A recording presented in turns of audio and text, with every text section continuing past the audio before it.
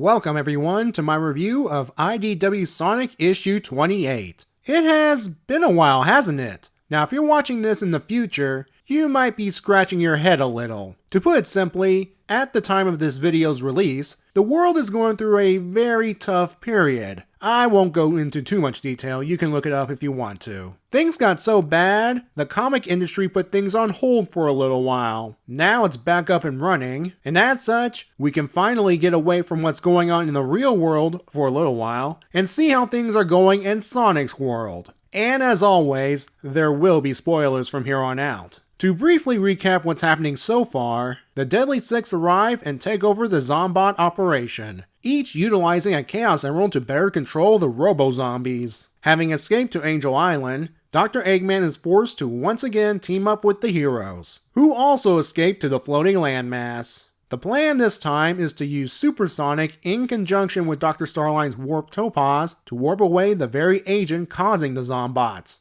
thus returning every living thing back to normal. After tossing Starline out of the story, Eggman and Tails use the Warp Topaz to build a multi-portal generator. The reason is, Rouge snuck aboard the Faceship and is working with Orbot and Cubot to pinpoint the location of each Zeti, as well as take the emeralds from Zavok and the Faceship. Since the Zeti are networked, if one Zeti is attacked, the rest will know. Hence the group splitting up into teams to hit them all at once. So far, Team Tails and Amy and Team Cream and Gemerald got Zomom's and Xena's emerald respectively. Unfortunately, it was a bittersweet victory on Cream's end. Everyone better hurry up, not just for Cream's sake, but for the rest of the world as Zavok approaches Angel Island. I did say this was a brief recap, right? Now let it slide since it's been a while. Alright, let's do this.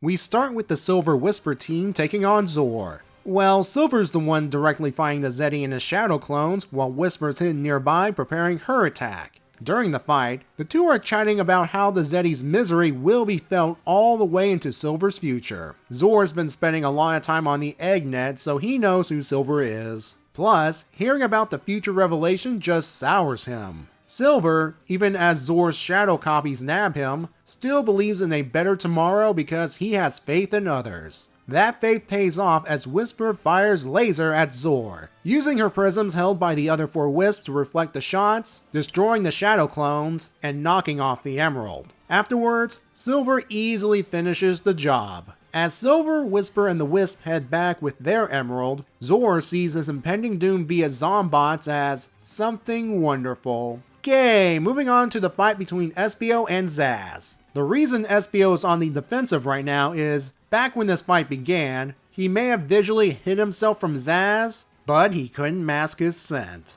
The ninja's not ready to give up just yet. Zazz has his moon mech blast the area to bits. However, Espio used the smoke as cover while he turned invisible again. This time though, he doesn't give Zazz a chance to take a whiff. That or the smell of burning smoke is masking his scent. Either option works. After the beatdown, Zazz is ready to go another round, but Espio says he's already won and leaves. Zazz looks down and sees what appears to be the Chaotix calling card where the Chaos Emerald once was. Alright, we're 4 for 4 on heroic victories. Let's check in on the Babylon Rogues vs Master Zik fight. Jet's the only one still in the air, while Wave and Storm are surrounded by Zombots. Master Zik wants Jet to beg for mercy. Unfortunately for the old Zeti, Jet would rather show him why he's the legendary Windmaster, which gives Storm a chance to demonstrate his strength, and allowing Wave to use her wits to snag the emerald. She wants Jet to get the emerald to Sonic since he still has a working board.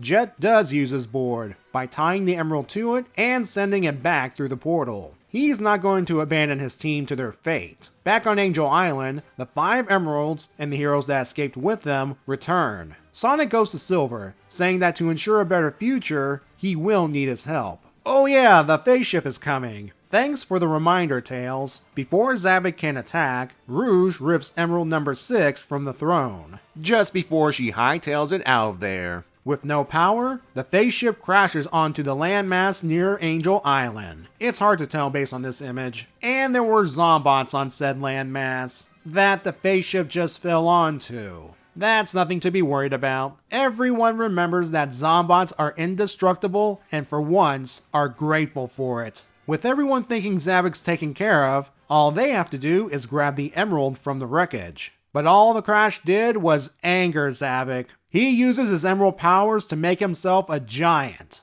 The first thing he does is blow fire at Angel Island. Knuckles' reaction is what you'd expect. He just got his home back, for crying out loud. Zavok then grabs handfuls of Zombots, appears to give them a power boost, and throws them onto the island. Whatever Sonic and Silver have planned, they'd better do it fast because the surviving heroes are about to face a swarm of Zombots. Among them, their former friends.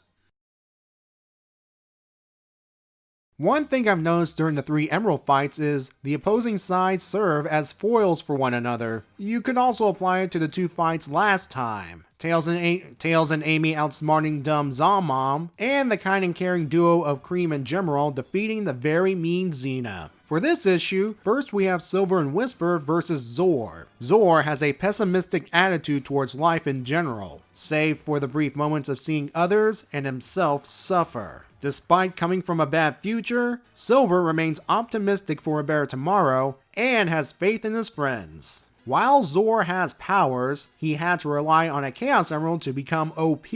Silver's naturally OP, if he really puts his mind to it. One more comparison is Zora using his shadow clones directly, while Silver's guardian angel is shadowing them out of sight until she was ready to attack. Whisper has used the laser prism combo before, but this is the first time she used the technique with the non-laser wisps positioning themselves. There's no doubt she's employed this and other similar tactics back when she was helping the Resistance from behind the shadows. No wonder Eggman wanted her dead. With the Espio vs Zazz fight, they couldn't be more foils to one another. Funny, considering they're both purple. Zazz is chaotic, causing as much damage over a wide area. Espio is calm, precise with his attacks. Zazz wants to drag out the fight as long as possible. Espio does what he needs to do and gets out of there. It's good to see Espio becoming more of his old self again. What helps is being part of a plan to save the world. I should note that Zazz here is the only Zeti outside of Zavok not to fall victim to the Zombots upon defeat. It's kind of a stretch to call the participants of the Babylon Rogues vs Master Zik fight foils of one another, but I'll give it a shot. Besides numbers and age, one big difference between them is, based on Master Zik's dialogue when he's defeated, he prefers tactics and strategy, while the Rogues go with on-the-fly thinking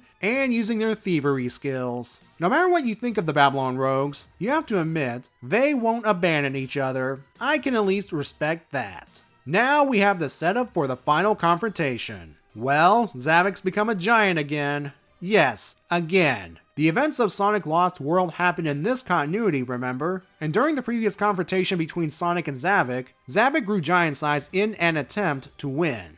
He called it his full strength. But even that, along with a power boost from the main world's life force, was not enough to defeat Sonic. This time, Zavok's getting a power boost from the more powerful Chaos Emerald, due to his body sporting visible veins. I wonder whose idea that was to have Zavok look like this. The fire spitting, for those unaware, has always been a part of his skill set. I like that Sonic and Silver are going to work together to finish their world-saving plan. Silver in general is ready to do what Sonic tells him to do, tying it back to earlier about Silver having faith in others. The one issue I have with this is based on what Sonic says right here. He's assuming they tried the Chaos Emerald Warp Topaz plan minus Silver and failed. And he believes Silver being here now will make the difference. Silver already made a difference earlier. Whether it's saving Sonic and himself from Starline blowing up an old Eggman base, or Silver saving Sonic from the Zombots in Sunset City. Heck, if it wasn't for that second save, Sonic would have become a Zombot, and the Supersonic Warp Topaz plan would not be possible. But you can kind of forgive Sonic for not fully understanding time travel, and being under pressure.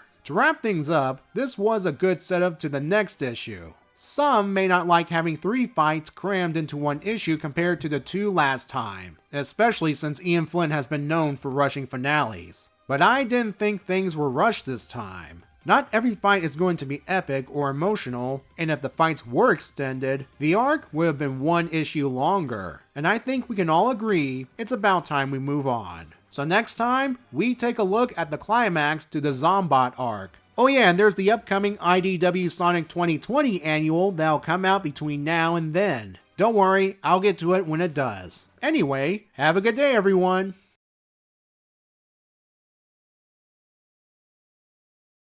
For those worried about Orba and Cubot, they're fine. In the same panel that introduced giant veiny Zavok, you can see them hidden among the wreckage of the Faceship and their compact forms. Wait, hold on a second. Is that the Magic Conch shell?